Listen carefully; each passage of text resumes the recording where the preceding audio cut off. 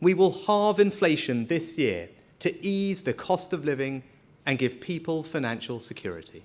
That was UK Prime Minister Rishi Sunak at the beginning of the year, pledging to cut inflation in half, which at that time was 10.5%. Inflation has since fallen to 8.7%, which is good, but experts and officials are more interested in something else, core inflation, which has actually risen since the start of the year. What's behind that rise, and what does it mean for Rishi Sunak's big pledge? First, it's important to understand the difference between core inflation and headline inflation. Headline inflation is the classic benchmark for consumer prices. It calculates an index based on stuff that we buy, like food, energy, rent, clothes, and a whole bunch of other stuff. Core inflation strips out the more volatile things like food and energy. And this is the metric that the Bank of England is closely watching right now. UK headline inflation is falling, but at a slower pace than other major economies. It's still twice as high as in the US. The UK's core inflation, meanwhile, is travelling in the opposite direction. It's now at its highest level since 1992, fueled by higher wages and corporate profits.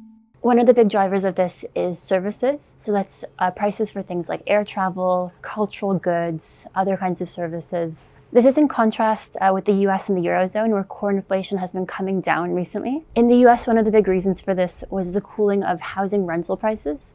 Persistently high core inflation could make the Prime Minister's goal harder to achieve.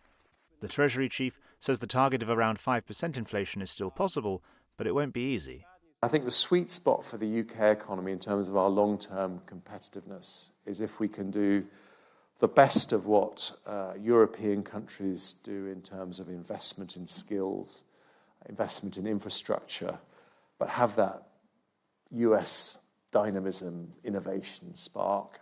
Hunt's desired sweet spot will in part depend on if that core inflation rate can start to follow the US and Eurozone in a downward direction. The government is supported in its efforts by the Bank of England. The central bank sees raising interest rates as its best tool to bring inflation down to its own 2% target. It has been raising the rate since the end of 2021. This makes borrowing more expensive, which leads to people having less money to spend, which lowers demand on goods and ultimately slows prices. Central banks have had a really difficult job recently. They've been trying to tame inflation with interest rates being their main tool, but they also have to try to raise interest rates without damaging the economy too severely. So it's about finding this delicate balancing act. In the US, we've seen the Fed pause interest rates while it's assessing the impact of its latest hikes.